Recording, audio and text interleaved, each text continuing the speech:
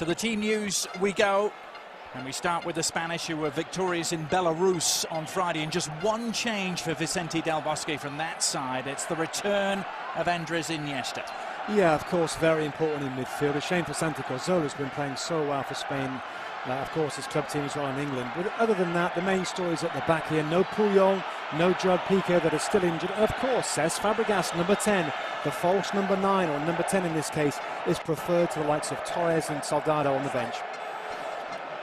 Felix Birch leading the all-German officiating crew here.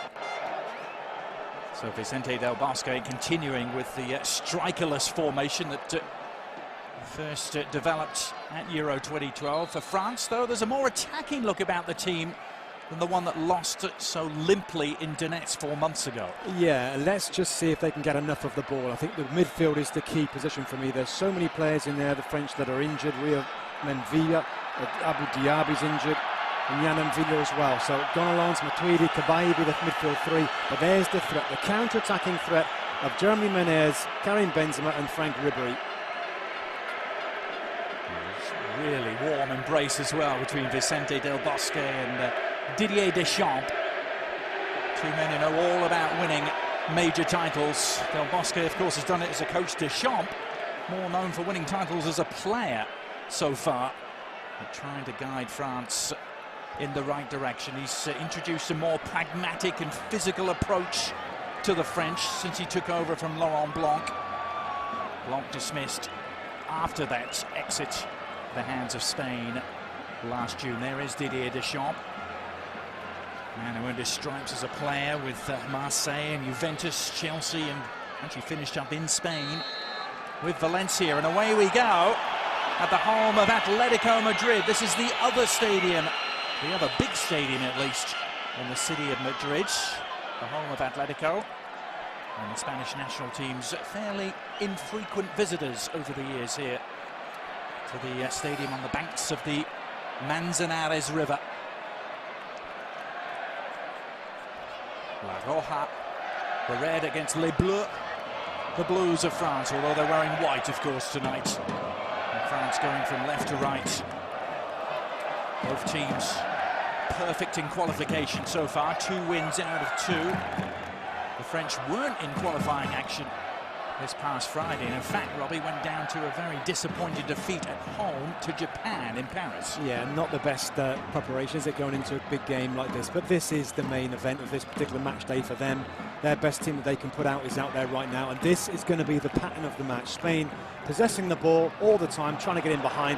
The French will try and win the ball, but like that, and then get it forward to those front 3 players, the highest of which is going for the ball right now in Karim Benzema, who can give a threat, I think, to those back 4 of Spain, particularly centre-halves in Sergio Busquets and Sergio Ramos. Busquets obviously more of a midfield player than a central defender.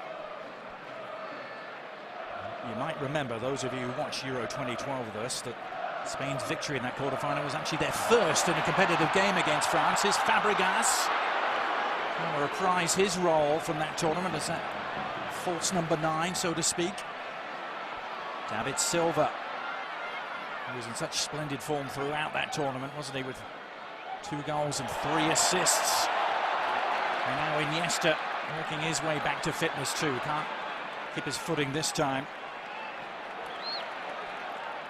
Iniesta, we saw against Belarus, come off the bench to replace Santi Cazorla, who can find himself a little unlucky to miss out tonight, Robert. Yeah, I mean, he's been in great form for Arsenal, and it was a brilliant performance against Belarus that he was a part of. But what a good start Spain did make against Belarus, and as you see right now, the tempo is high from them. They're trying to get an early breakthrough against France. Already probing away on this left-hand side with Jordi Alba. Again, back to that game in Donetsk.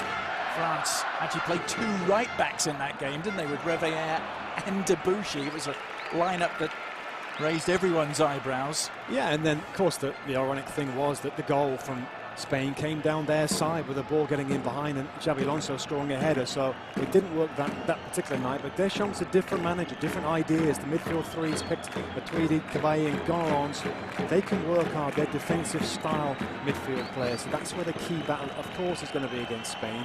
They will possess the ball for the most part, under little pressure in midfield, but of course, as soon as they get in the final attacking third, that's when France need to tighten up. So now France, in a way, trying to start all over again, because elimination led to recrimination. Some old demons resurfaced, didn't they, for the French? No Sami and Nasri in this squad, and that still is a hangover from the eruption at the end of the Euros. Hatem Ben Arfa, another casualty of that dispute. Yeah, and that's something that Didier Deschamps has got to try and rebuild. He's got to regroup the team. He's got to try and get the French public to believe in the side and be interested in the team yet again, because they've disgraced the nation with their recent antics. David Silva not going to catch up to that. Jordi Alba, who opened the scoring for Spain in that victory against Belarus. A forward-thinking left-back. He used to be a left midfielder, didn't he, Jordi Alba, in his time with Valencia? Yeah, and absolutely, he's done a great job of getting in the Spanish national team. Of course, he's moved to Barcelona now, and it's ideal for them as well. He's playing very well, offers a threat in behind as well, believe it or not, as a full-back. He's got that sort of pace. You're going to see him go up and down this left side. Here he is now. He's going to get plenty of the ball, but he'll continue with it. He'll look to play and get forward as well. Xavi able to settle on the ball for the first time. And now switch to Arbeloa. Surprise, surprise, nearly all Spain in the early exchanges, but France, the first chance to spread their wings. And Karim Benzema has been the man under the microscope for the French. His lack of goals in particular have been a source of major concern, almost national angst, Robbie. No goals in his last 8 games for France. Yeah, I think it even before that. I think he just hasn't been scoring many goals. That's certainly an issue. You think about this French team, they've got some talent. You know, Frank Ribery on one side, Xavi who's a creative player, so it's a bit of a strange one. But I do believe that France will get chances in this game. I know they're away from home, I know against the World Cup and European champions, but they do give you the odd look at goal, Spain, because they're so intent on going forward. There's Matuidi across to Patrice Evra. Back in at left back tonight. Evra sat out against Japan. Gael Clichy took his spot. No problems posed at all for Spain there. It's Maxime Gonalon winning just his 5th cap. Relatively inexperienced French midfield, isn't it, with Matuidi, Cabaye and Gonalon? Yeah, I mean, that's where they've had the injury issues, and I'm sure Yann M'Vila would have been a player that would have played. Rio Mavuba as well, and of course Abou Diaby, the Arsenal midfield player, has had a great start domestically. They're all injured, out for this game, so that's where the issues are. But I actually quite like the look of the French midfield because it's got legs, it's got energy, a little bit of aggression as well. That's what you need against the likes of Iniesta, Alonso and Xavi. Xavi Alonso with the quick restart there. He scored both goals in Donetsk. You might remember one from the penalty spot very late on in that game. On the ball again, actually scored both goals as well last time Spain played here at the Vicente Calderón. That was against Argentina 3 years ago. Iniesta. Let the ball slip away. Jeremy Menez pouncing on it and Debuchy taking over. The French had numbers forward there, counter-attacking at pace. Busquets had an awkward bounce to deal with, and eventually mopped up by Arbeloa. Ribery, a little scoop. Of ingenuity there from the Bayern Munich man. Benzema, though, is going to be called for the foul by Felix Birch.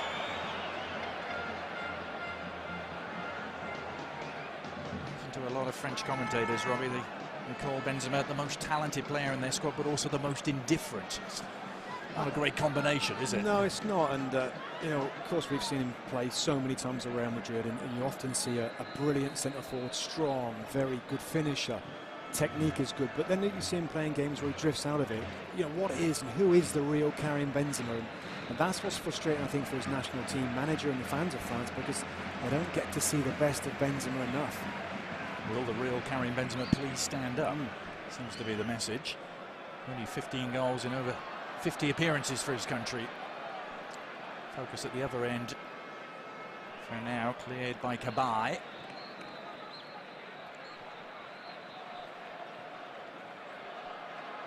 Spain really just swept a victory in magnificent fashion against Belarus, which had the makings of a potentially awkward trip.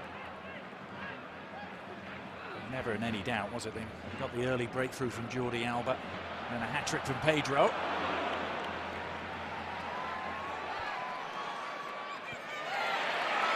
This anticipation from Xavi Alonso. Iniesta turning the corner, David Silva.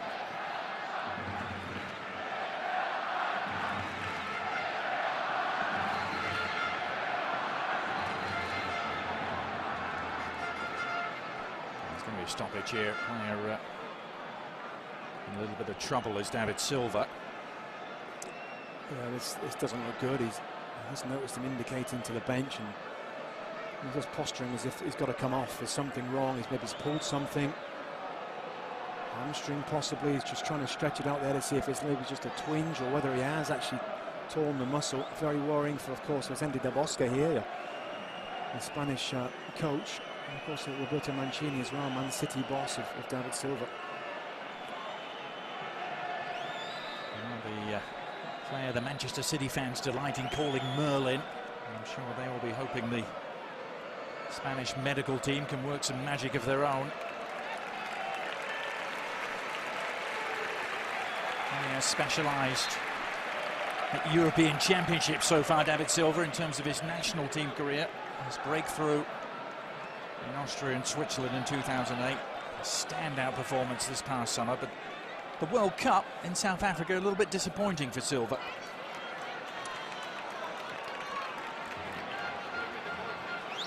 He's on his way down the tunnel. Yeah, that's not good news. And we saw Santi Cazorla warming up as well. I guess that's the ideal replacement. Not a bad replacement as well, I have to say.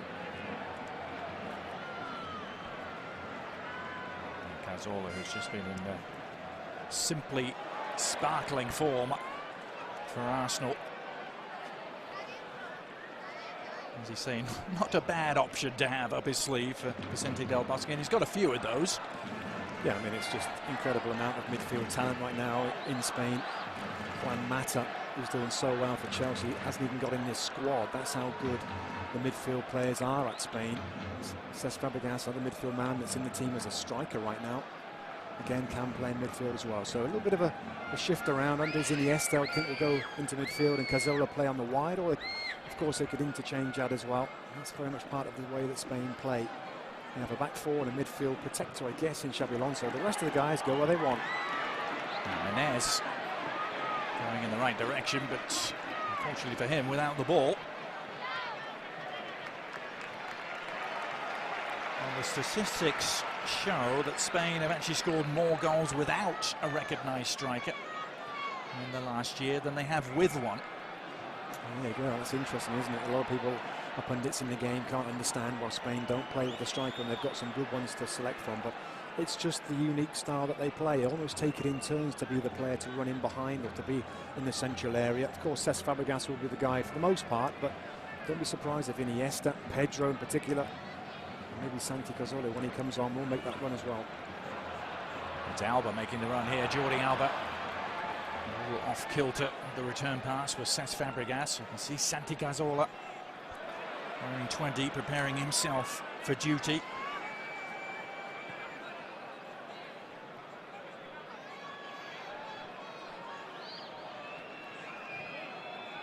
There is the Arsenal man. It will be his 50th cap that he wins when he comes on. And the next stoppage.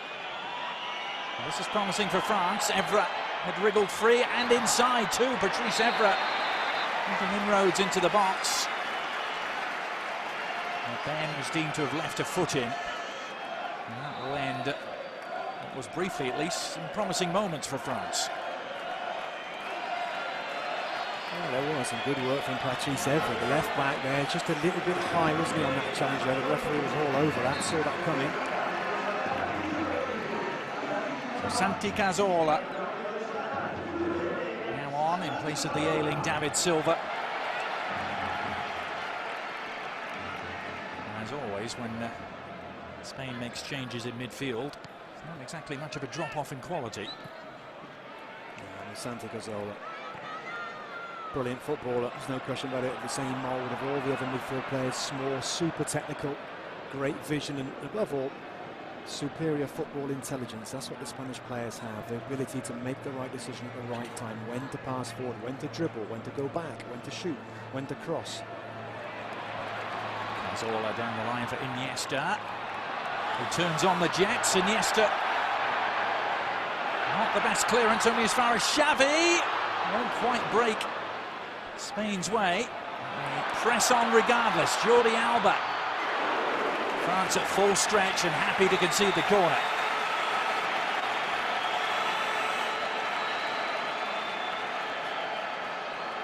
Koscielny up against his club teammate now in Santi Cazorla.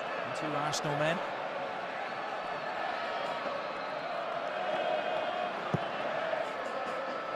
Xavi's far post delivery. Flicked away by Matuidi.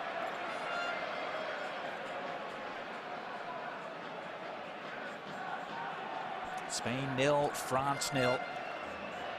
Just inside the first quarter of an hour here at the Vicente Calderón in Madrid.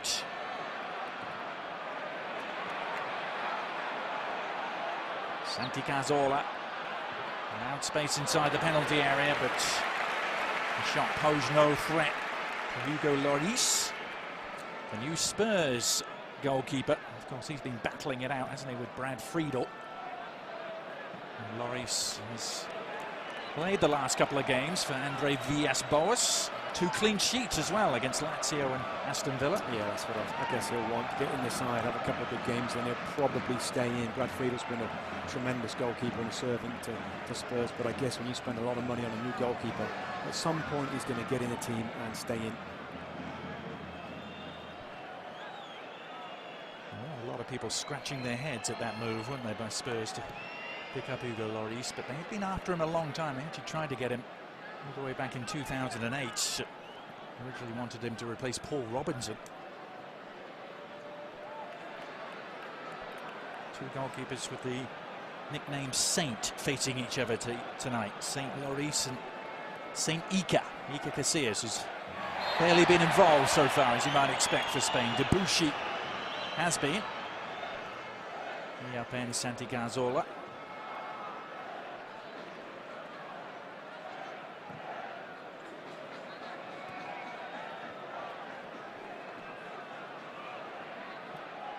Santi Cazorla again. Jordi Alba has really grabbed hold of that left back spot now, hasn't he? And made it his own. His return to the Barcelona fold at club level. Just looking at France, you know, the way they've lined up, it pretty much is a 4-1-4-1. You've got Maxime Gonalons, who's playing very close to those 2 central defenders, just offering that protection, an area of the pitch that so many players from Spain want to try and get into.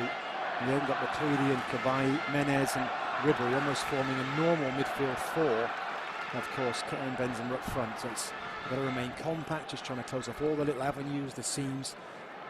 And space here wide though for Spain. Plugging away on this near-hand side, almost continually, the Spanish. And there's shades of that quarter-final meeting in Donetsk.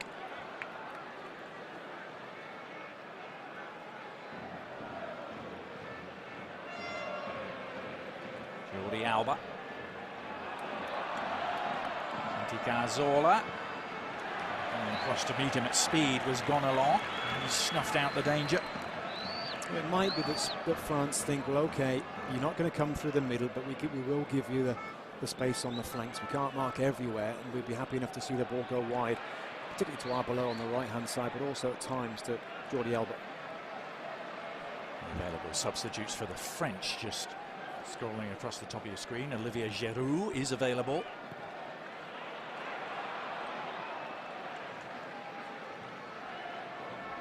Lloris out to Evra. France 3-1 victors against Belarus at home, and a narrow and nervy 1-0 win at Finland. And they're 2 victories in this group so far. Spain had their problems as well. In their first game, Robbie, a late winner against Georgia away from home from Roberto Soldado. No such problems against Belarus last Friday. We saw that one. Yeah, we did, and I think it was pretty apparent that there was certainly a little bit of backlash from that game. They've got a bit of criticism why it took them so long to beat lowly Georgia, and they were on fire against Belarus. Impeccable passing and deadly finishing. And the Spanish. Ironically, no one in Spain actually saw that game. It was blacked out on Spanish television. First time a national game hasn't been shown since 1981, apparently. A dispute involving rights fees. Just Spain might have to show real patience in this game. It's not something that they're not used to. They're just slow from the tempo of the first kind of 10-15 minutes, and going to have to get used to the idea of breaking down a very disciplined and well-organised backline. Just looking across those, and Santi Cazorla's just a yard offside there. It's quite a high line from France. Vicente Del Bosque took over from Luis Aragonés after Euros in 2008. Bringing you some latest scores as well from other European qualifying games. So Italy lead Denmark by a 1-0.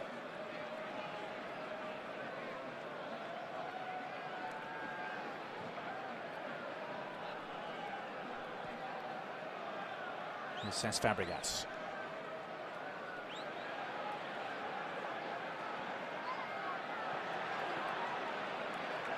Nice idea. The pass eluding Blaise Matuidi, the Paris Saint-Germain man. That's the right idea, because as we see, Didier Deschamps there, the midfield player at times is going to have to try and make a forward run to get up in support of Karim Benzema. They can defend like this for long periods, but at some point they have to offer a threat on a counter-attack. Somebody running forward, somebody gambling.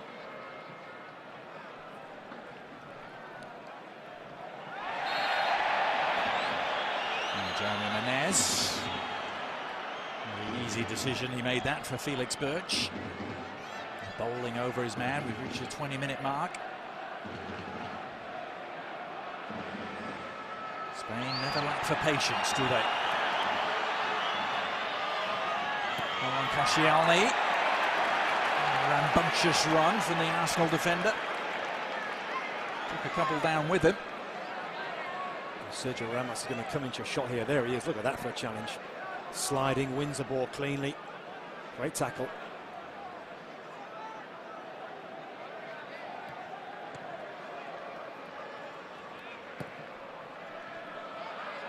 The ball inside by Cabaye. There's a player that Vicente Del Bosque mentioned a lot in the build-up to this game, Yohan Cabaye, calling him the French Xavi. Which is high praise indeed. It is high praise, and he's a very good player, Cabaye, but you know, he comes here knowing that it's going to be a very different sort of game. He wants to be on the ball and creating things like Xavi does for Spain, but of course it's going to be mostly defensive, covering holes, working very hard. And try and frustrate Spain. Another shot of that tackle there, sliding challenge from Sergio Ramos. Ramos who's homing in on the century mark, 100 caps for his country, needs another 3. And Italy have made it 2. Daniele De Rossi giving them the extra cushion against Denmark.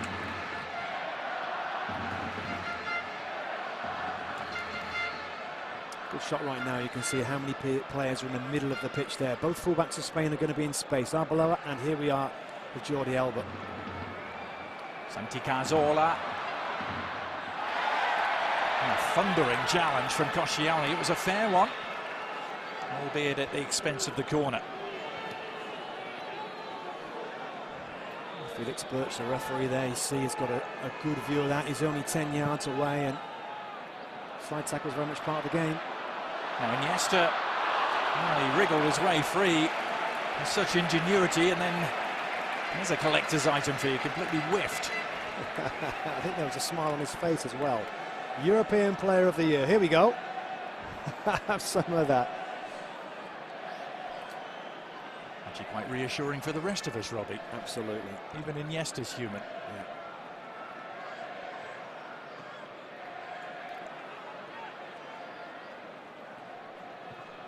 Menez.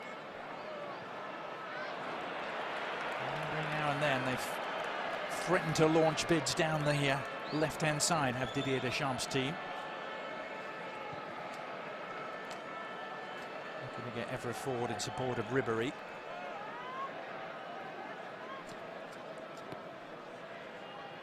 Didier Deschamps yesterday calling Spain a role model for us all. What they do is simply incredible.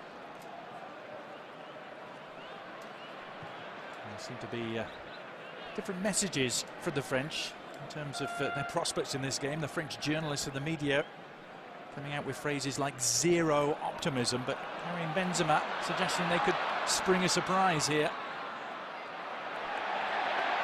Jordi Alba trying to spring his way through the French defence. Well, he's got so much pace. That's what makes him very difficult to mark there. Just gets away with it a little bit. Mathieu Debuchy's has got to be a bit careful there with the shoulder-to-shoulder challenge. Does well to recover there and make the sliding tackle again.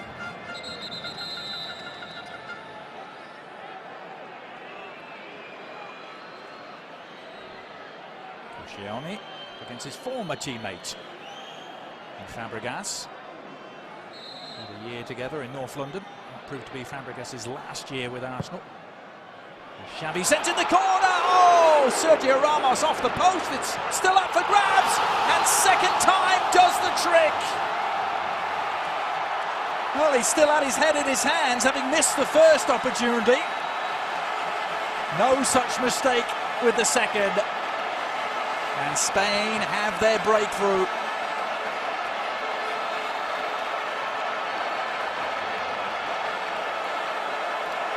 Well, Didier Deschamps got to be so disappointed, conceding to Spain at a set piece at a corner kick. Look at that, the reaction from Sergio Ramos. It does him a favour because he stands still in reaction. That pulls defenders away from him. Take a look at this. Stands still, nobody bothers to mark him. It comes right back to his right foot, right in front of goal, and almost misses that, puts it into the roof of the goal, and then the celebrations, the spectacular celebrations come from Sergio Ramos.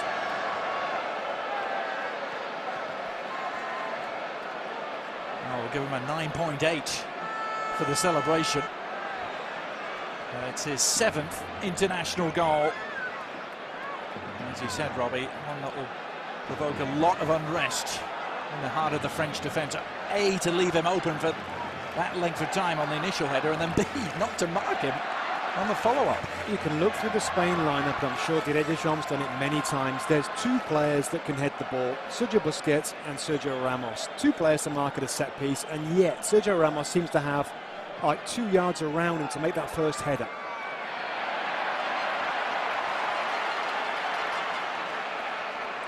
I was mentioning the French words yesterday. Karim Benzema said, "We will play like warriors here tonight." We're going to need to play like warriors. Haven't really seen much evidence of it so far. There's Pedro. He's had a quiet first period of the game, but bursts into life there. The man who scored a hat-trick against Belarus on Friday. Yeah, and there's just a little bit of determination to get a shot at goal. You're right, he's seen very little of the ball, Pedro, but that time, even though there was a great run again from Jordi Alba, he's done that 2 or 3 times now, where he's almost killed himself to get down the outside and hasn't seen the ball at the end of the run.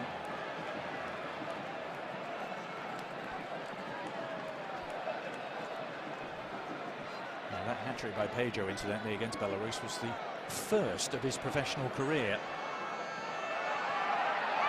No bad stage on which to get one, a World Cup qualifier. Yeah, and he's just switched sides now with Santi Cazorla for the time being, just trying to get involved in the match, get some a little bit of possession of the ball.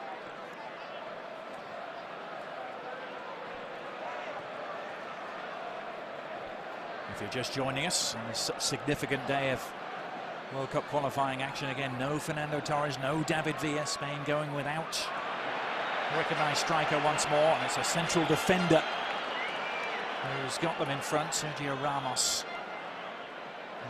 The breakthrough just a couple of minutes ago. What France have done a bad job of is keeping possession when they win the ball back. There's been a few situations, you mentioned it with Patrice Evra on the left, certainly Debuchy made a run on the right hand side. They are willing to get forward, but if you give the ball away every time you get it back, then you're never going to build any attacks. Menez. Debuchy swinging in the cross. Benzema to get free of his club teammate Arbeloa. He took Busquets with him. Spain really hunt as a pack, don't they, to get the ball back when they don't have it. The France just need to put 4, 5, 6, 7 passes together right here. Give them a break. Get Spain moving about a little bit without the ball. Work them.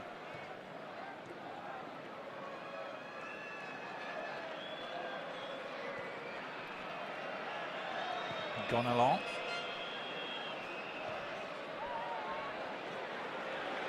Debuchy rose to meet it, could do nothing with it. Matthew Debuchy,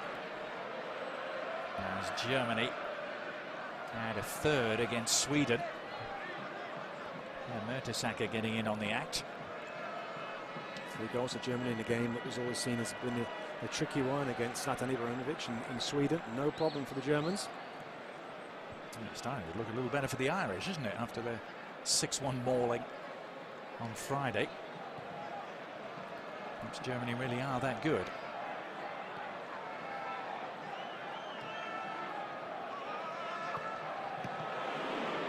Debuchy. It's an important leg he stuck out there.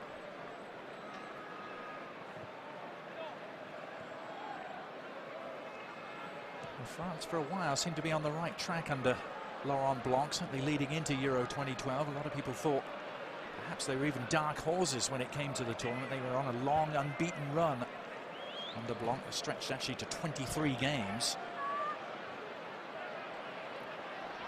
But it all ended so tamely for them, didn't it? They lost, first of all, to Sweden in their final group game. That's where the rot really set in. Yeah, and just we were amazed at how poor they were against Spain, with no kind of attempt to get forward. Very, very defensive. The back foot again here as Iniesta releases Pedro. It's going to be yet another corner. I wonder if they'll bother to mark Sergio Ramos this time. Well, Mamadou Sakho, Paris Saint-Germain central defender. Laurent Koscielny, not a big player, Koscielny, in terms of marking. You can see him in the middle of the picture there. He's picking up Cesc Fabregas. There's Busquets, and there's the match up there, isn't it? And Sakho.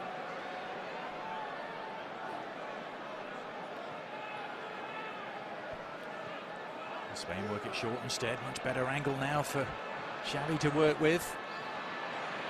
Fabregas couldn't turn the corner.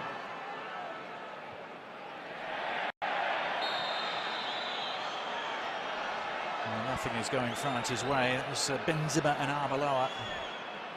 Real Madrid clash in the centre of the pitch. Benzema adjudged to have fouled his teammate.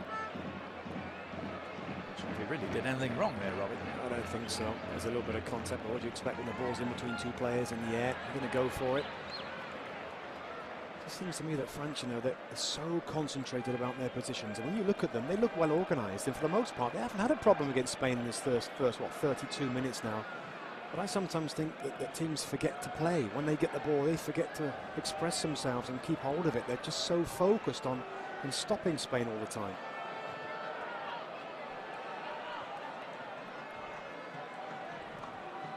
Well, there is a mesmeric quality, isn't there, about watching Spain, but it's not supposed to apply if you're actually trying to play against them.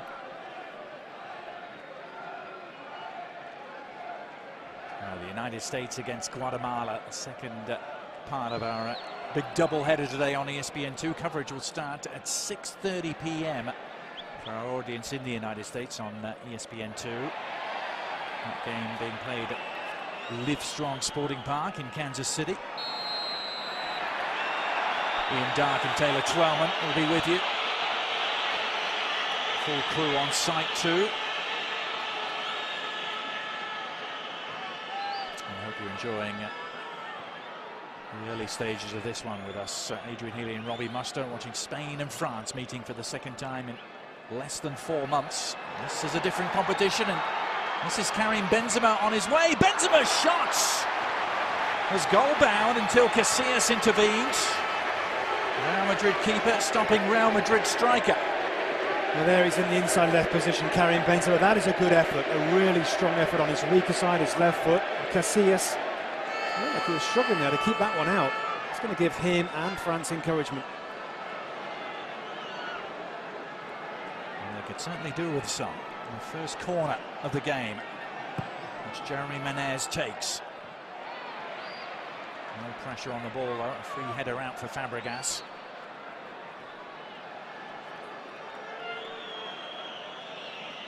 According to Didier Deschamps, they barely deserved to lose that home friendly to Japan, and they did outshoot the Japanese by a 21-3 margin, but lost to a late goal from Shinji Kagawa, Manchester United man.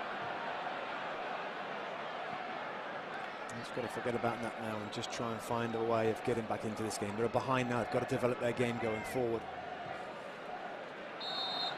Well, Denmark have got a goal back against Italy. They lead 2-1 at half-time. Goal from William Kvist, you might remember him from European Championships this past summer.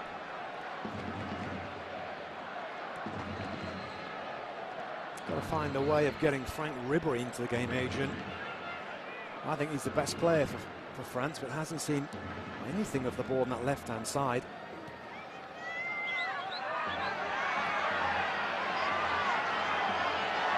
It's Debuchy, who saw the ball on the right-hand side and is feeling the pain.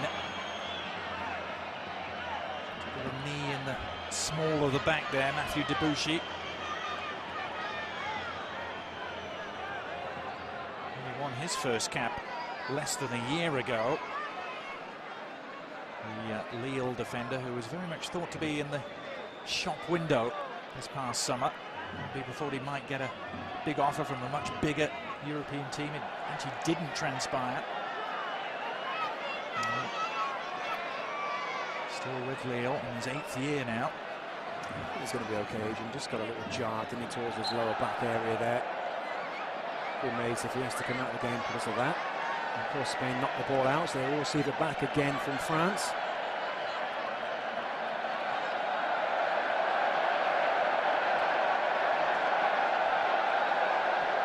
Minutes to go in the first half here at the Vicente Calderón, home of Atletico Madrid, and of course that meant Fernando Torres had a huge incentive to play a part here tonight. He hasn't actually played in this stadium since he left Atletico.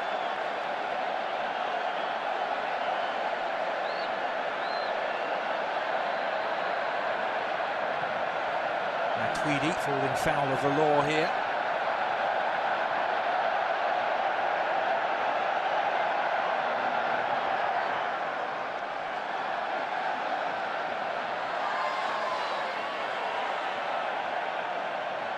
Santi Cazorla, a combination with Arbeloa, who so wind his way into the penalty area. Santi Cazorla winding up for the shot.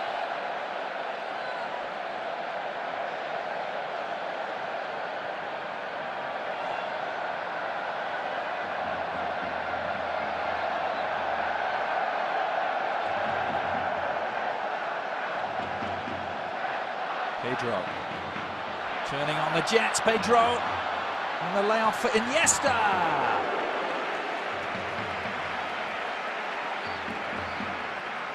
And generally saves his goals for the big occasion, doesn't he, Andres Iniesta? I just wonder if Pedro could have pulled the trigger just before this layback to Iniesta. It's a harder shot, is it, from there? Pedro's got a great head of steam going at the last defender there. A little step over maybe on that last player to try and get a shot at goal.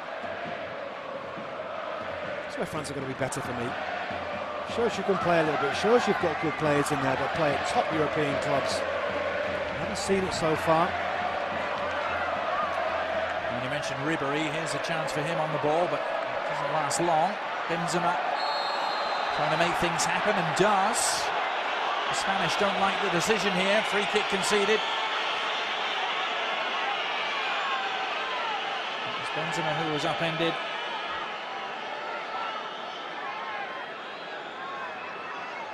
Xavi Alonso here just reaching in. It's a foul. Doesn't get enough of the ball there. Certainly he's reaching around the outside of the striker. This is a chance for France now. I'm going to argue got a little tiny piece of the ball to start with, but not enough. They've got to have good delivery here and work this man, Iker Casillas.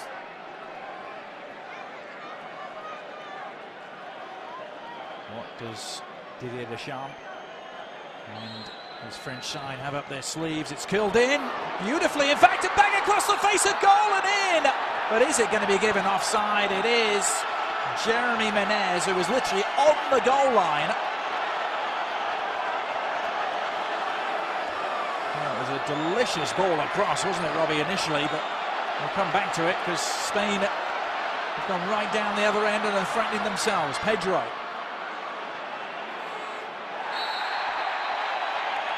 And he's won a free kick. The free kick from Cabaye was a real treat for France. I think it was Benzema beyond the far post, Robbie, who nodded it back across. I'm not going to be able to look at it just yet. Just yet, no. It's just Frank Ribery, just a little bit too aggressive there on Pedro at the other end. But you're absolutely right. Look at that football. Brilliant ball in. That's fantastic. Is he behind him there? My goodness, that's close, isn't he? That is close. Didier Deschamps not sure about it as well, and I'm not sure. And that ball is nodded back. If he's behind the ball, he was not in an offside position. Well, certainly in front of the last defender, wasn't he? But, as you said, where was he in relation to the ball? It all happens at such lightning quick speed. France didn't get the benefit of the decision. In comes Xavi's free kick.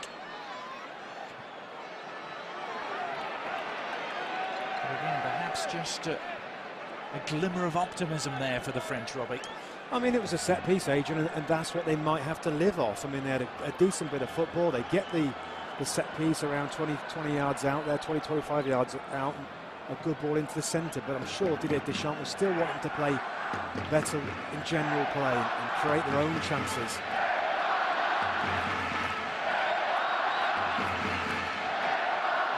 And just a little glimpse of that warrior spirit that Karim Benzema talked about yesterday coming to the surface. We're going to need a lot more of that, though.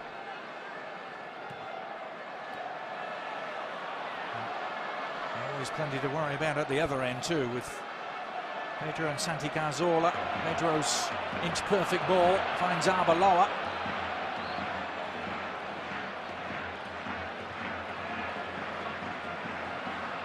Little touch on for Pedro. Oh, it was a really ugly challenge, careless. And Koscielny has conceded the penalty in reckless manner. A booking too for the Arsenal man, and just when things were looking a little brighter for France, it's turned sour again. What was Laurent Koscielny thinking? Well, he should know better. Absolutely disappointed his teammates there. Look like they're almost back in the game, come steaming across here. I mean, that's one of the worst challenges you're going to see from a central defender, an experienced central defender as well. Pedro's quick, he's lightning fast, he's got quick feet. Look at that. It's almost like he's not even got a ball. Laurent Koscielny there, nowhere near it. Hacks the shins of Pedro inside the penalty box. Crazy. Well, Pedro won a penalty against France, didn't he, in that Euro quarter-final in Donetsk. Xavi Alonso took it and scored. Now it's Cesc Fabregas trying to do the same. It's saved, though, by Lloris. The Spurs man coming to the rescue of the Arsenal man, and France are still in this. Well, they are. Lloris guesses the right way. Cesc Fabregas is frustrated. He's had a difficult first half. We haven't seen him in the game, really, have we? Cesc Fabregas up front. He's been closely marked. But what a chance there to make his mark in the game. He misses the penalty.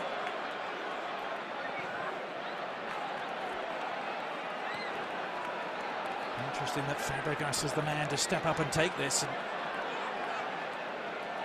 It was a savable height all along, wasn't it, for Lloris? It really was. Good height for him. He just has to guess the right way. There's a couple of little delays in the run-up, wasn't there, from Cesc Fabregas? And I always think when the goalkeeper doesn't move on those little fakes, if you like, then the taker's in a bit of trouble. He isn't quite sure which side to put it at, and of course he goes to his natural side there on the right footer. That would be to the keeper's right.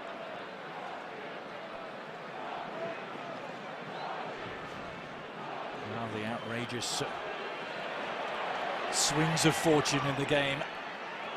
Laurent Koscielny Be sending a little thank you note there to Hugo Lloris.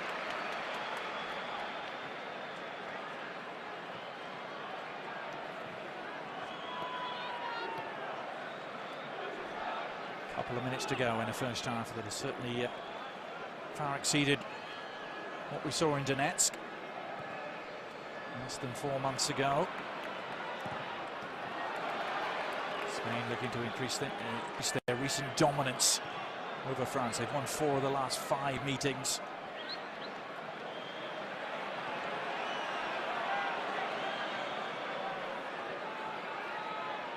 I've got to say, in general, defensively, France have looked quite strong, well organised, very compact. As well as though Spain have been ripping them apart with their football they normally do against their opponents. Benzema may have a chance to nick this through for Ribery. It may still come Frank Ribery's way because never has latched onto it. Now Ribery has it.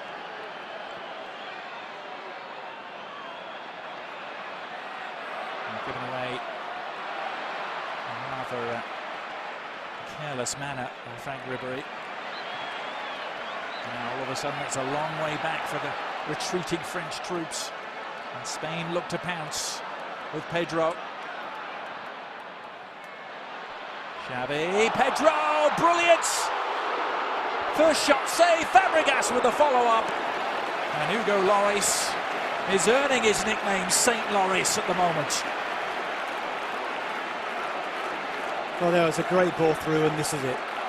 Xavi there with a fantastic little clip with the outside of his right foot right into the possession of Pedro in front of goal, and Hugo Lloris, brilliant goalkeeping, very quick here, which is key. Getting up, sets himself again, he knows where he is, he knows where the posts are, and makes the second save.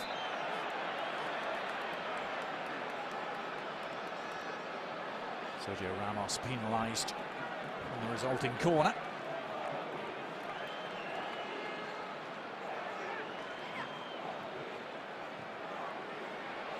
A really absorbing first half here, Lloris. As we saw him do a couple of times with Spurs. Rather suspect clearance, he got away with it again though.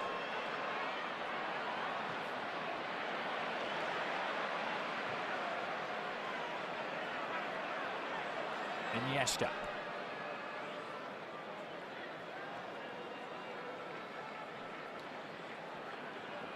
Well, both sides, Robbie, will go in at half-time feeling perhaps they should have had a little more from the first half. France with a goal ruled out for a questionable offside call. There's nothing questionable about that decision, gone along in fiercely. He'll be lucky if he doesn't get a yellow card for that challenge. Very late there. Gonalon's a defensive midfield player. In fact, he does get a yellow card for that. Indeed, could easily have been more. 2-1 wouldn't have been an unrealistic scoreline at this stage, but just the one goal. Sergio Ramos. Benzema potentially offside as the free kick was played into the centre. Maybe. You couldn't see from that angle, but very, very big call there from the referee. And then, of course, Spain went right down the other end, won a penalty, which they subsequently missed. So, really intriguing end to the first half. Still Sergio Ramos with the goal that separates the sides. Spain against France, and France the last nation to actually knock Spain out of a major tournament, like at World Cup 2006. And that first knockout round meeting in Hanover, which the French won by 3-1. And of course, from that moment onwards, Spain have won everything. No, they've been dominant. They've been superb. The style of football is, I think, what's most impressed people. The unique style that they play. I haven't seen a team possess the ball, keep it, and so technical ever before. And of course, their penetration is the key. We haven't seen so much of their penetration in this game because France have been well organised, but it certainly is there waiting to come out, I'm sure. Periods of sustained dominance are so rare, aren't they, at the international level? Especially when you're looking at the global picture. And Spain have already come up with an unprecedented 3 major titles in a row and be shooting to make it 4 in Brazil. Got to get there first, though. And this is Group I, with two European powerhouses matched together, and that in itself is a bit of a rarity. Not so often you see two of the top teams in the world actually coming up against each other in European qualification. And you might say, well, are France really a top team in the world? Well, still ranked number 13 in the world by FIFA. That's one more than Brazil. Yeah, well, there you go. And I think what's unusual about it is that you see in a game now that the neutral will look at this game and say, my goodness, this is one-sided. You know, the team in red are all over the team in white. They have the ball all the time. They're near the goal. But that's just an indication of how good this Spanish team is. It really is. France will have their game plan, which is exactly the same in the first half, to remain compact and get situations like this where they can win the ball and spring forward. Ribery had a quiet first half. A man once called the jewel of French football by no less an authority than Zinedine Zidane. Yeah, I like him a lot. I like him a lot. He's got pace. He's got an eye for goal. Good skill. Well, we saw David Silva go off early in the first half with a knock, and now Alvaro Arbeloa looks to be ailing. Well, that could pave the way for the hometown member of this Spanish squad to make an appearance. Juan Fran seems to be limbering up. So a second unscheduled change, so to speak, for Vicente Del Bosque is in the offing. Juan Fran, who plays right here at the Vicente Calderón for Atletico Madrid. He appears to be on the verge of winning just his fourth cap, and he's receiving some last-minute instructions from Vicente Del Bosque.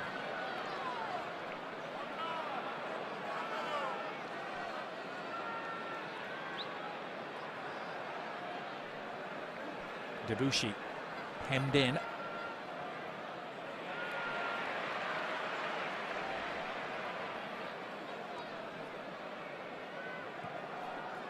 Del Bosque, yesterday, Robbie, saying about Spain that we need to constantly evolve to stay one step ahead of opponents who study the way we play very closely.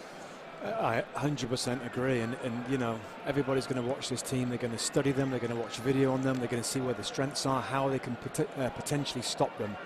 And I think what we've seen both with Spain and with Barcelona in particular is, I think teams have figured out they've got to remain compact. You can't be too deep, which means that defensive line has got to stay away from the edge of their own box. They've got to, you know, risk a little space in behind just to make it compact so Spain can't play through you. Well, some defending from the front there by Frank Ribery. That's what happens, of course, sometimes when you get forward men making tackles.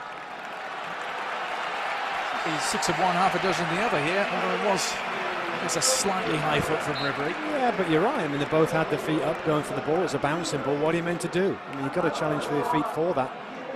As you see now, Juan Fran, the right back, coming into the game. Here he is, and more of a attacking sort of player, can play wide midfield as well. He's more like Jordi Alba, I guess, and Arbeloa is a, you know, regular standard fullback. It's a big night for him, isn't it? The 27-year-old has only recently forced his way into the national team picture. Just his fourth cap.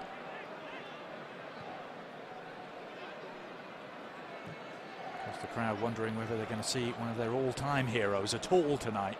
That would be Fernando Torres. Vicente Del Bosque now has just one more change to make. Yeah, I think it'd be a good move as well. I don't think Cesc Fabregas has played well, Adrian. I don't think this game suits him. He loves the little spaces, the pockets. He's found it very difficult to get on the ball. Look how compact it is between the back line and the midfield line of France. That's what makes it difficult for him, in particular, to get involved and make an impact.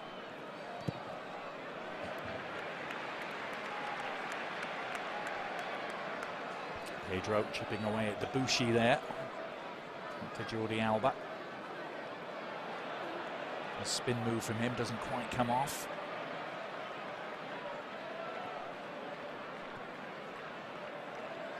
It's almost a matter of routine, isn't it, for Spain when they do lose the ball? They win it back so quickly.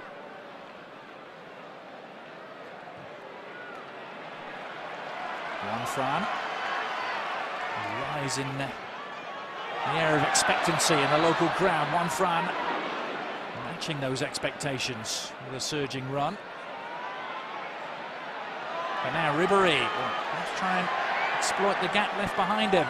On it goes towards Benzema. Jordi Alba, determined to match him stride for stride, leaning in, and in fact has got the decision in his favour. Benzema adjudged to have been the aggressor. Yeah, I thought this could have gone either way actually, but Benzema gets around most players, but not Jordi Alba because he's so quick. Great acceleration from Alba, shoulder to shoulder, they're battling for the ball, and the referee gives it in favour of Spain. But that's what Jordi Alba gives you as well. He gives you that ability to get forward. He's technically good as well. But of course he's so fast, so when he's back there in situations where there is a bit of a panic up, he can get back and sort it out. Santi Cazorla. It's beyond the range of Cesc Fabregas. France almost playing themselves into a sticky situation.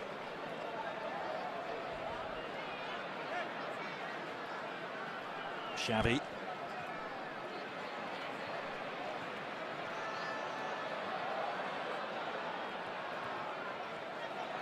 Iniesta taking over.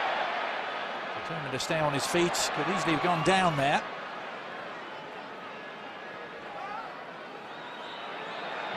Not sure Hugo Lloris wanted the ball played back in that particular situation, but he got it clear.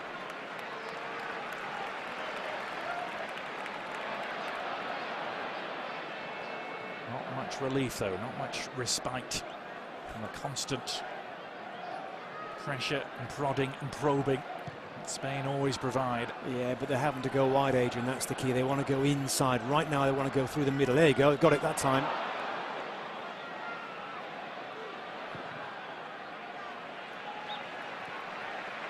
Debuchy with a Route 1 clearance.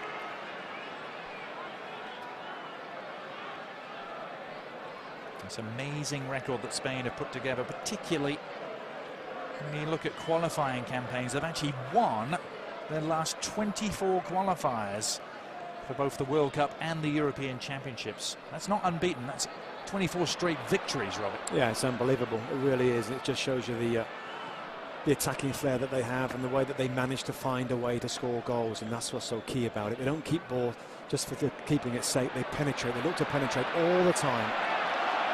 Juan Fran is the latest to do so. Last time Spain failed to win any sort of qualifier over 5 years ago, September of 2007. A 1-1 draw against Iceland, of all people.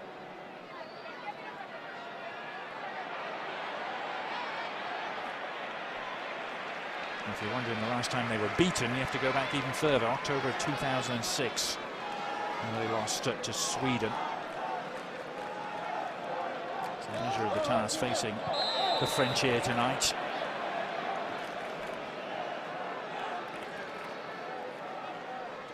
And the level of optimism from the media, the French media, I think they'd declare a public holiday if they took anything home with them from this encounter. Yeah, I mean, it is a group competition. This isn't a very difficult away game for France. If they can get a point out of this, they've got every chance still right now at 1-0, absolutely in the game. Then it'll be a great result for them. And remember, just the winners of Group I go through automatically to Brazil, the runners-up. They'll have to face the treacherous path of the European playoffs. There's going to be some big names. Some names you'd rather not play. Almost certainly in the hat when it comes to those playoffs. Teams that finish second.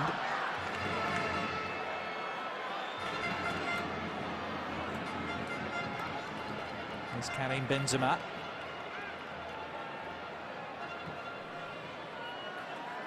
Gonalon. Wide to Jeremy Menez. Menez is back in France now, playing with the big money club, Paris Saint-Germain. 3-year spell in Italy, playing for Roma. Which wasn't the happiest time for Jeremy Menez. Scored a goal for France at the Euros in the victory against Ukraine, and it's Maxime Gonalon who's going to be removed here. And this is Positive move, isn't it? Yeah, it really is. Valbuena, very much an attacking wide player, small dribbler. Gone along as the holding midfield player, now is out of the game. So a different system, more players to get forward. It's the right time to do it as well. More than nearly an hour played in the game. And France are behind, they have to do something. Deschamps made a positive move. Well, they score from Germany, and Sweden making a bit of a comeback there. They were 4-0 down in that game, got it back to 4-2. Ibrahimovic amongst the goals for the Swedes. Talking of PSG players. Pedro, who's scored 5 goals in his last 3 games for the national team now. A hat-trick against Belarus and a double against Saudi Arabia in a friendly a couple of months ago.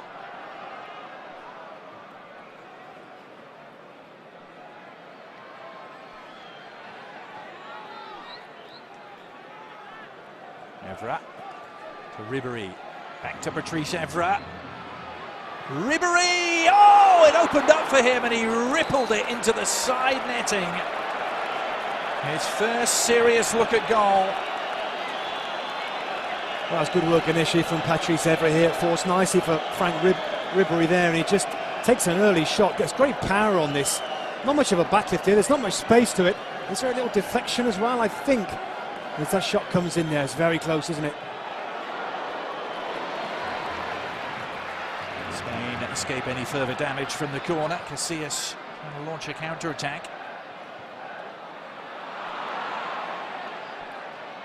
Certainly some more seeds for French optimism have been sown here. Frank Ribery, who scored against Spain in that victory in the World Cup at 2006 in Germany. It was Ribery's first ever goal for France. And he's on the move here again.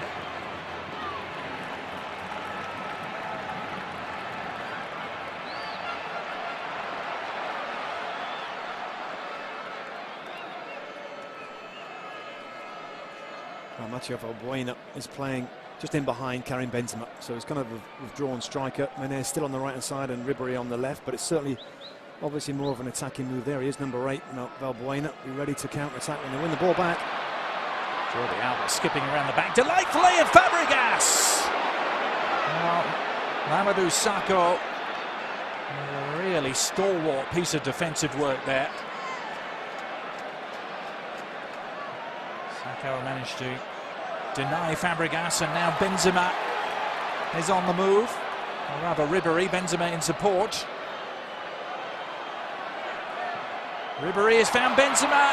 The flag has gone up. And there shouldn't be nearly as much doubt about this particular instance.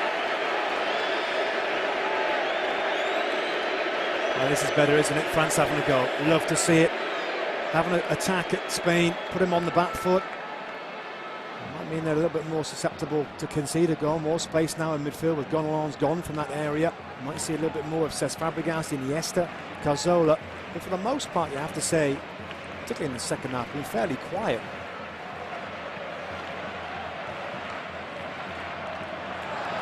And France again pouncing. Benzema could be through here. Karim Benzema just wouldn't ever settle for him, and credit Xavi Alonso, he wouldn't allow it to settle. What a challenge that was from the Real Madrid man. Now Santi Cazorla. Reached the hour mark at the Vicente Calderon. This game has a wide open feel about it at the moment. There's Valbuena. Great work from Blaise Matuidi in midfield there, winning the ball from Iniesta. That's the key. That is the key. If you can take the ball from those guys when they're going forward and take care of the ball like France are doing right now, then you're going to have a chance. Nunez losing out to the hustling Pedro, has continued his run and is rewarded. Pedro trying to set the table here. On it goes to Xavi. Wow. Xavi's first touch for once deserted him, allowed Koscielny to come across and intervene. Can't believe it. the player that's probably got the best first touch out there. Let's look at that offside from before. That's closer than I thought, you know. It certainly was offside, but only just. It was a lot closer, wasn't it, than it initially appeared. I think they got it right, though.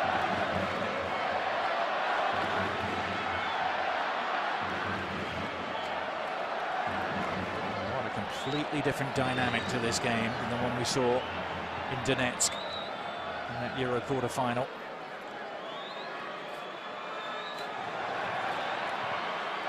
France seem to have got some self-belief back here. Ribery trying to ramp it up another notch or two.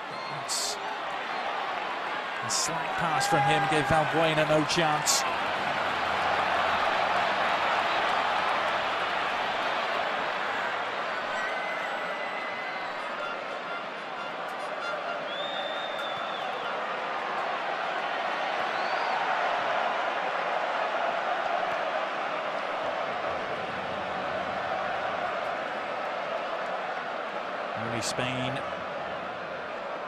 Spain's 10th visit to the Vicente Calderon here in national team history. Of the previous 9, they've won 7 and drawn 2. And Spain really don't have a national home, a national stadium per se. They do switch their games all around the country. You can see what that's given the French as well. Just a little bit of extra bite in their movement, the determination to win the ball back, to get stuck in. It's a different game now, you said it. The likes of Valbuena, this guy here has made a difference, and tactically they're a little different. I think France have enjoyed that.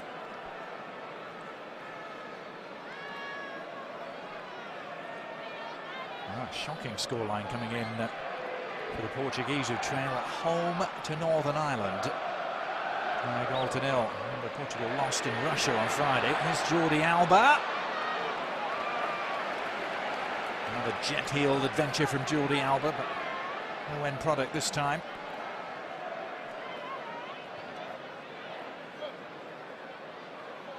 Koscielny. It's easy to forget about Laurent Koscielny because he is 27, in the middle of his career, but he's a relative newcomer at international level, isn't he? Just his 6th cap tonight.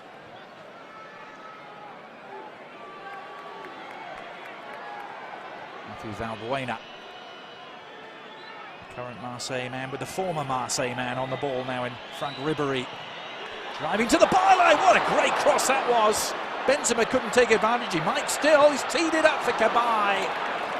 France doing some fairly heavy pounding on the Spanish door here. Evra. Ribery again, 2 for company. He couldn't solve the puzzle. Xavi Alonso will try and be the release foul for Spain. Just get a feeling they're missing Sergio Busquets in midfield, Adrian. When the ball turns over and breaks down, Spain are struggling in there. Xavi Alonso and Xavi Hernandez in there, and Iniesta. They don't really want to work all the way back. Busquets is used to doing that job. Of course, he's playing as a central defender.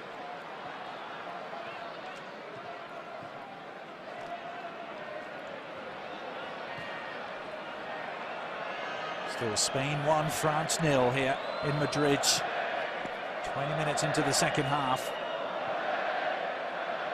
And France giving a much better account of themselves. They did Deschamps than they did 4 months ago at the Euros. He promised a more pragmatic and physical approach.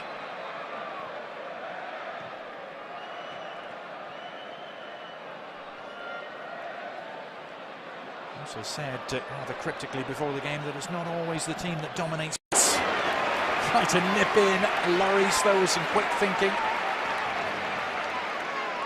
Yes, really good goalkeeping, you know. He's got quick feet, good acceleration to cut that one out. Because it looked like Cesc Fabregas is in there, a clever through ball. The flag has stayed down here. Benzema, only Sergio Ramos for company. Benzema!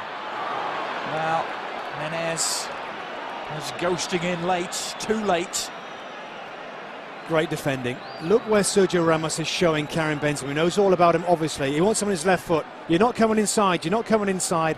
Forces him wide there. And, of course, it's a whole different ball game. Here's the chance from before there. And, again, I think this time, actually, it's the fullback, Jordi Alba, that comes across and just puts off the last player there to score a goal. So Spain have certainly been asked some real questions in this second half.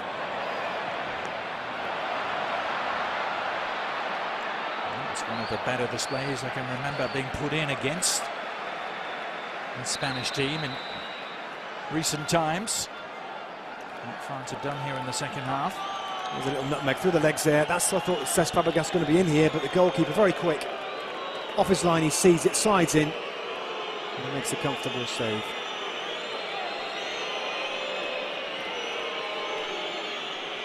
Well, Jeremy Menez has made his last contribution in this one. He's going to make way for Musa Sissoko now. He's been sometimes described as a little bit like Patrick Vieira in his box-to-box qualities. Musa Sissoko, high praise indeed. Plays his club football with Toulouse. Extraordinary game developing in Germany. Germany were 4-0 up against Sweden. Now it's 4-3. The Swedes firmly on the comeback trail. Now here's Benzema. Starting to get some joy up front now, Karim Benzema.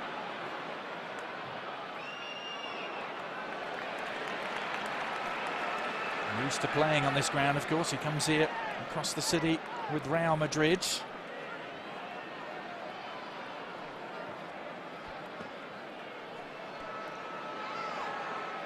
Conundrum that is Karim Benzema, unable to replicate his goal-scoring form for Real Madrid, where he became the top-scoring Frenchman ever last year with 21 goals. And his rate for country is less than half that for club. Here's Fabregas. Oh, it took a deflection. Lloris would have been wrong-footed and helpless. Nice little move there, wasn't it? To get a little bit of space in midfield there. He's got Iniesta, he could have played.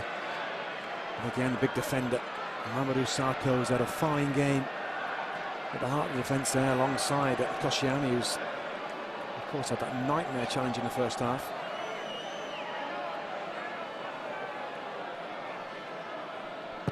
Xavi with the corner for Spain. Oh, Sergio Ramos. Well, at least he was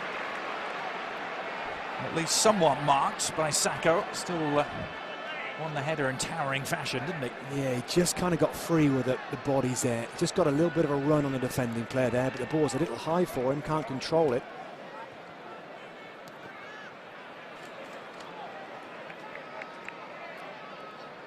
Still remarkable. I think the only goal of this game coming as a result of that man getting free inside the penalty area.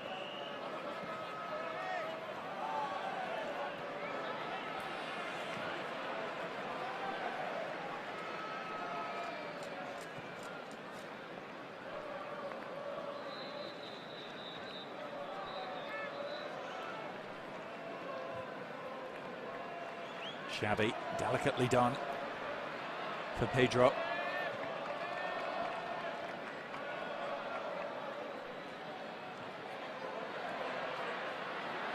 I'm interested to hear Pep Guardiola saying that basically he feels now, in hindsight, it was a mistake to leave Pedro out of the Barcelona team at times last year in favour of the likes of Teo and Cuenca.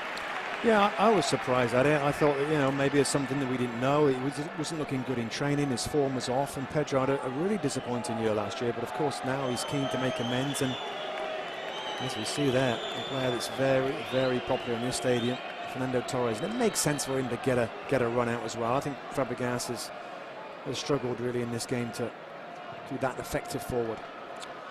Well, if we don't see Fernando Torres tonight, you'll have a chance, we think at least, to see him on Saturday morning. Spurs against Chelsea, our next offering from the English Premier League. 7:30 AM Eastern on ESPN2 for that big London derby. What a cracker that should be. Jordi Alba on his way. Nice little cut back. Couldn't find any takers.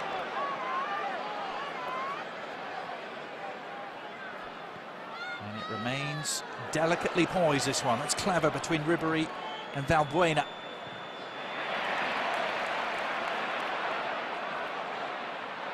And still fall here for Ribery. Oh, they were queuing up. There's been some elevation on that ball. There were 2 or 3 open white shirts. Awaiting Frank Ribery's delivery. And now Ribery trying to make amends. And bowls over Xavi. Well, I know that Sergio Ramos scored the only goal in this game so far, but I tell you what, he's been immense at the back for them as well. There's been numerous times now in the second half that, not for him, France, I'm sure, would have had much more opportunities to score goals. Really, you look at Juan Fran and Jordi Alba, so keen to get forward. At times, they're nowhere at the back, and with the right pass for France, they could have had more chances.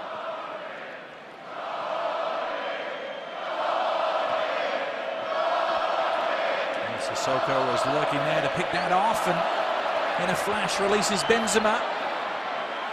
Busquets for company. Benzema, a curler, nicely done. Oh, and Sissoko crashing in to meet it. Unable to keep his shot down. Well, you see there from the replay, very close. I think he's just onside there, and Sissoko slowly making his way to the back post again. No full-back in sight. Jordi Alba there, 5 yards away from Sissoko as he comes back, but you've got to expect a midfield player in that position to do better. Nobody's close enough to put him on there. He sees the ball coming right off the foot of Karim Benzema onto his favoured right foot. Just gets it all wrong. He's been brought back into the fold by Didier Deschamps, has Moussa Sissoko. Made his debut in 2009. Left out in the cold for the most part by Laurent Blanc. It's just his 5th national team appearance, and that could have been his first goal.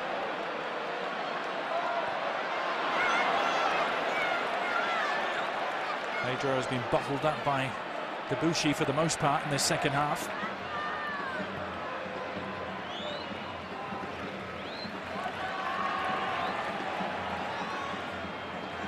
Tweedy across to Ribery.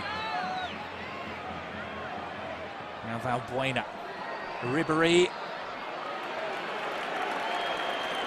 Not quite had his shooting boots on tonight, Frank Ribery.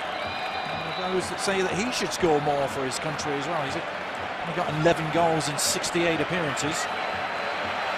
But just listen to the reception this man is going to get. Returning home.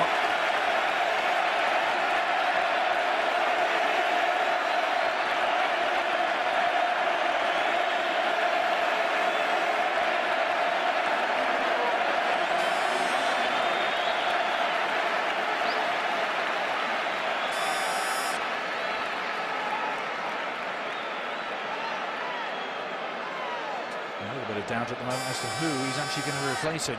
I'm waiting to see if Pedro is going to be okay to continue. No, he's just saying that he's okay because you don't want to make your final substitution and realise one of your players can't continue. So Pedro has just indicated there that he's okay, and Iniesta will go out of the game.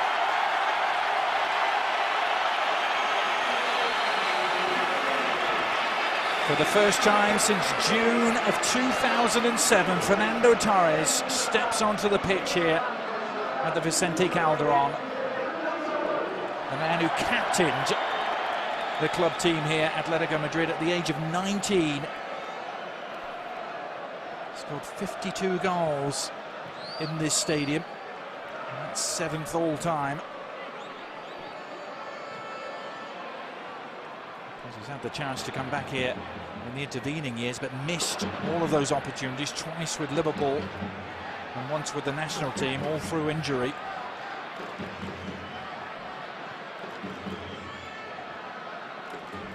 Yeah, they'll give you something a little different as well. A little bit happier to run in behind to threaten that back line. It's a high back line, isn't it, for France? And that's worked for them in this game.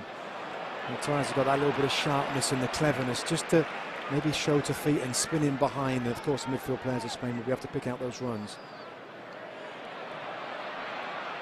Torres trying to get involved for the first time, does get involved, but clips low on Koscielny.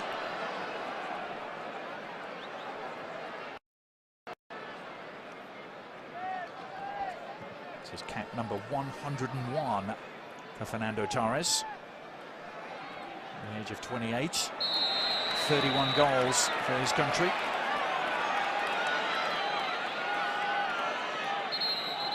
And 2 at Euro 2008, 3 and the Golden Boot this past summer. Euro 2012, he also scored 3 in his first ever big tournament, World Cup in 2006. It's only South Africa, really, where he's disappointed in terms of the big stage.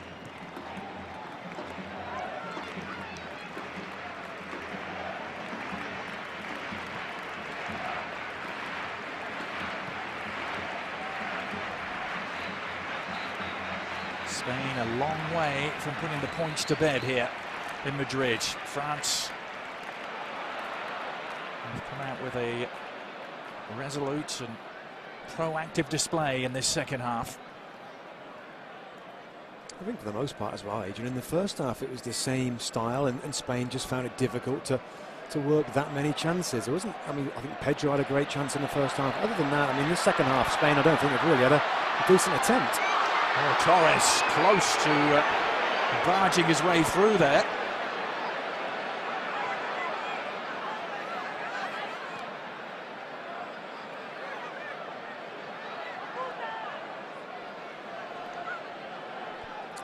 Well, it's hard to remember a genuine save, isn't it, from Hugo Lloris in this second half. Had to come up with some mighty big ones at the tail end of the first half, most notably the penalty stop from Cesc Fabregas. Yeah, that could yet be the main defining moment if France can find a way to get a goal, and they're going to look a lot more likely in the second half. It just seems that the steam has gone out of Spain a little bit. The sharpness, the energy that they use to get the ball back so often is not working so much. Spain are getting more passes together, feeling better about themselves, developing the play more effectively. Matthew Valbuena, whose father was actually born in Spain.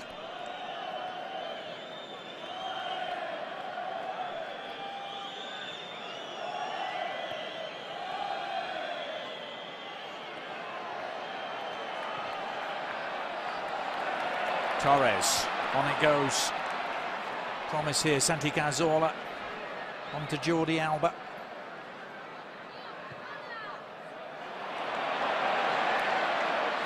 The attack stalls, and now Valbuena trying to lead France the other way. Hauled in miraculously by Benzema. There's a soft touch. Now Ribery. Ribery did well. High fall here for Sissoko. Pulled out of the shot to tee up Benzema instead. Well, it promised so much more, didn't it, for France? We'll give Karim Benzema a bit of a hard time in the first half, didn't we, about who he was, what sort of player is he, can he be consistent? I tell you what, we've seen him in this second half. What a lovely touch that is. It's awkward there to get any kind of touch on the ball, and it to be a soft one as well, to bring it down into his path was excellent. Well, the French travelling support here, and they're not really known for having vociferous travelling support. I don't believe that this is still possible. The Spanish media tagged this mission impossible for France. They were that confident that Spain would just roll over the French. Well, I'll tell you what the French are doing now. They're rolling over Spain in midfield. Cesc Fabregas gone back in there, of course, as Torres is up front, but there's so many spaces in there without that holding player in the centre.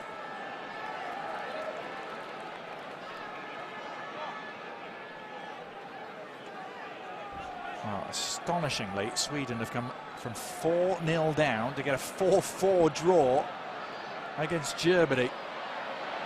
When did Germany ever throw away a 4-goal lead, Robbie? Thinking the same thing. I mean, what does that do to the Germans? The way that they play the game, my goodness, 4-0 up against Sweden. That's an unbelievable result.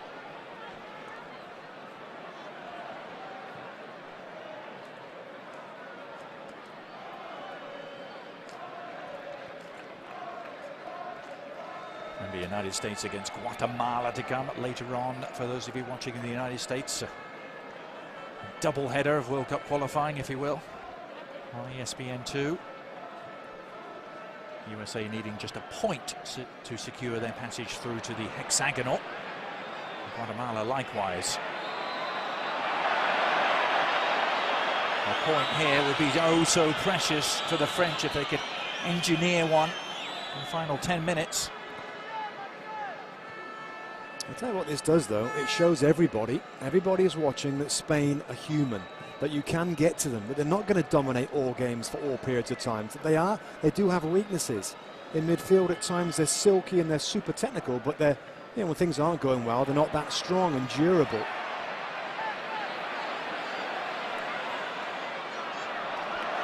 But here's Cesc Fabregas trying to reignite the Spanish. Xavi. Torres was just off balance as the ball came his way.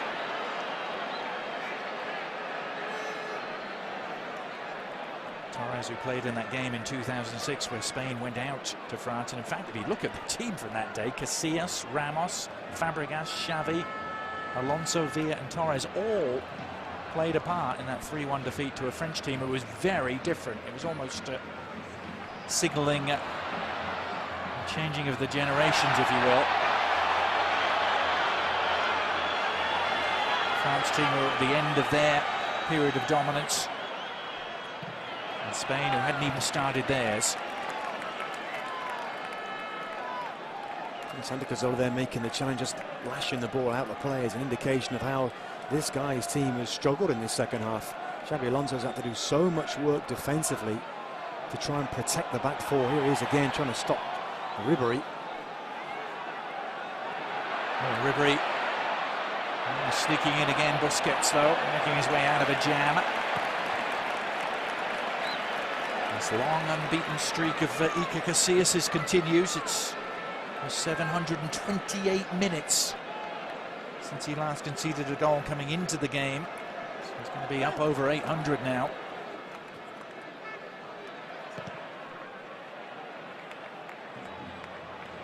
The world record, by the way, in that department held by Dino Zoff, and he's got some way to go to match that, over 1,100 minutes. Here comes Pedro for Spain.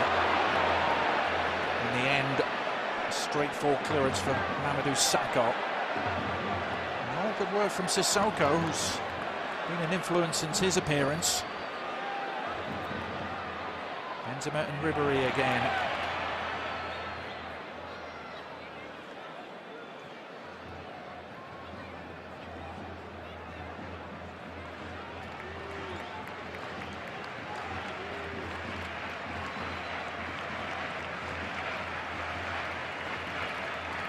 Can France find the wherewithal to cap what has been an adventurous second half display by them? Benzema. And he was already offside before he went up to try and meet it. As they're coming together here, Sergio Busquets there knows that Benzema's behind him. The ball is played and he's half a body offside there, Benzema. And there's a little bit of contact just there as Iker Casillas comes out to claim the ball, but he has been much livelier in this second half. Karim Benzema really has. He's enjoyed the fact that they've had more possession of the football. That's the key thing.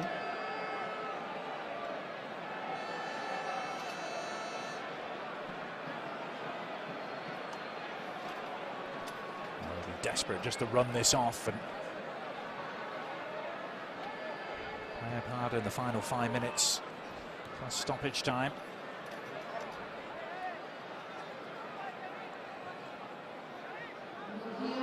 Balancing act as always for the French, required have to chase the game with ferocity, but can't leave themselves exposed at the other end.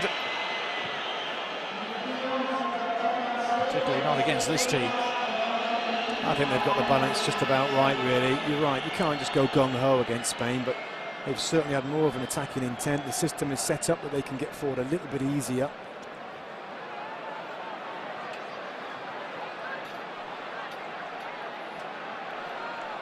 Juan Fran against Evra.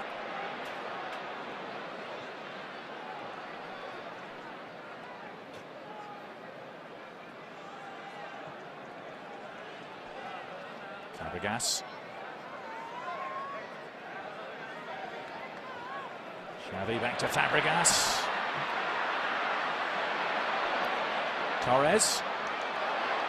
Driving on, Fernando Torres. Oh, it was a little pick move, wasn't it, from Cesc Fabregas. I think for the most part, Mr. Birch has done a good job in the centre. The referee. Just watch Cesc Fabregas here. There it is. Look, the little push, the little shield to make sure Sarko can't get to the ball, and Fernando Torres can. Olivier Giroud is going to see some action. Benzema, in fact, cannot continue. Hobbling off. Will always be the object of derision, a Real Madrid player coming to Atletico Madrid territory, but he's put in a good shift here, even if it's another one without a goal. It's no goals in 9 for him now. Yeah, and a worry for Real Madrid, and Jose Mourinho. Looked like he got a bang, wasn't it, on his knee, his left knee there, as he could see his teammate at Real Madrid came out in that collision. An immediate collision involving the substitute Giroud, who's put Xavi Alonso on the ground. So can Giroud be the man for France? His only goal for his country came in a victory against Germany, albeit in a friendly in February of this year. He's had his struggles adapting to life in the Premier League with Arsenal, hasn't he, Giroud? But he'll be awaiting this cross with interest. Giroud almost got there too. In the end, it was Sergio Busquets who just nipped in front of it. And there goes the ice on the knee, or just below. It looks maybe on the shin there for Benzema. Looks in a lot of pain there. Fabregas. A more accurate ball would have had Pedro in acres of space there.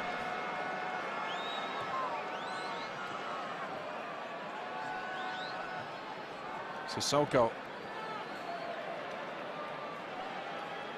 Evra onto Valbuena. Back to Evra it goes. Hemmed in by Busquets. Ribery. France craving an opening. Interesting, isn't it? You don't often see Spain digging in. A home game against anybody to hang on for the 3 points. That's what they're doing. Full-back to stop getting forward.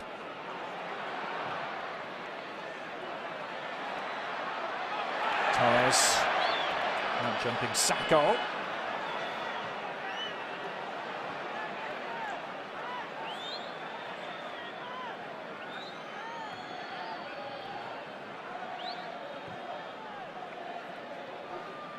Now Evra. Ribery.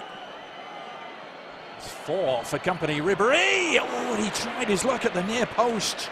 Casillas was alert, able to get it clear. He won it back. Matuidi teeing up Sissoko, who missed his kick horribly. Giroud keeping it alive. This is really bizarre stuff inside the Spanish penalty area, and again, something you so rarely see. Spain defending furiously here. And not with a great deal of composure. Valbuena opens this up. Matuidi across the face of goal. It didn't fall Giroud's way. Blaise Matuidi making a brilliant run into the inside left channel. And the crowd are baying for the whistle here. Yeah, Spain absolutely stretched to maximum at the back. Desperate challenges inside their own penalty box. All over the place defensively. Very little protection. Matuidi here, number 12, again getting forward. Xavi Alonso trying to keep tabs on him. Helped out this time by Juan Fran. Huge relief for the Spanish crowd. Pedro can't connect though with Torres, who brings down his man, and Spain perhaps have some more defending to do yet. There he goes again, tracked all the way from Sergio Busquets. It's come across. There's a stretch from Sergio Ramos. Again, the man at the back for Spain, just literally holding things together. Santi Cazorla, the nearest midfield player, that just to lash it to safety.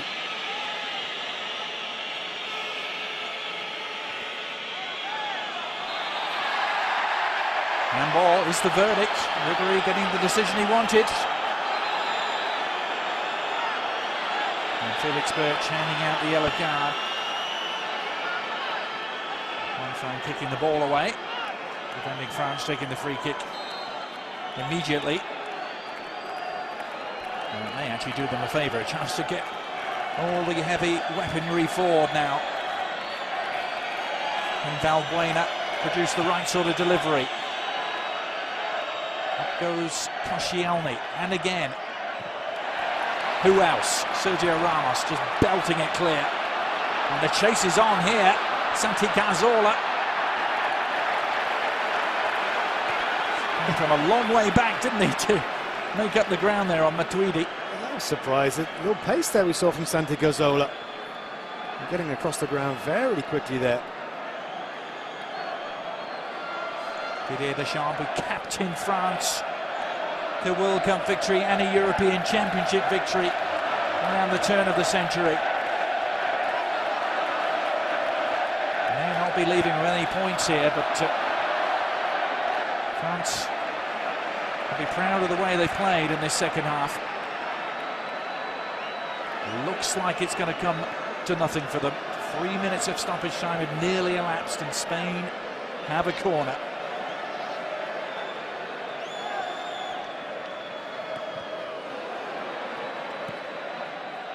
Desperate to launch one last bid forward is Sissoko. Well, the referee allowed them the time to do so. It's broken down in any case, but Juan Fran is careless. He's given it away. Is there time here? Last chance saloon for France with Sissoko onto... Oh, it's there! They've done it! France have equalised. Ribery teeing up Olivier Giroud, and in the most dramatic fashion imaginable, France have got their rewards. Olivier Giroud sends the Blue Army into delirium.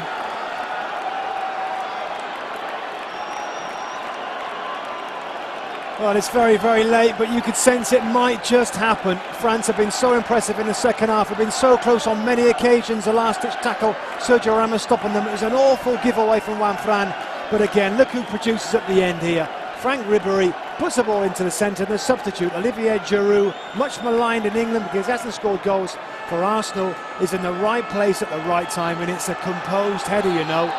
The panic's going through his head as he sees the ball come across. He glances it into the far corner, and you talk about a reaction there from the manager and the players around them. Maybe France now are back with Didier Deschamps. The man known as the charm striker in France, Olivier Giroud, with a massive goal for his country, and potentially a huge goal along the road to qualifying. Spain held here. This amazing run of the Spanish of consecutive victories in qualifiers has come to an end. Iker Casillas' shutout streak has come to an end. And you have to say, Robbie, it's no more than France deserved. I think I agree with you, and it wasn't a great night for Spain. I never thought they were really at full tilt throughout the game. We didn't see much of Cesc, of Iniesta, of Xavi Hernandez. France continued their game plan, a very strong, compact, disciplined game plan, and it's come around, hasn't it? It's worked. Hugo Lloris as well, thanks to him, I'm sure, from every French player for saving that penalty. Extraordinary end to the game with literally the last touch of the ball. France levelling matters against Spain. It finishes 1-1 in Madrid.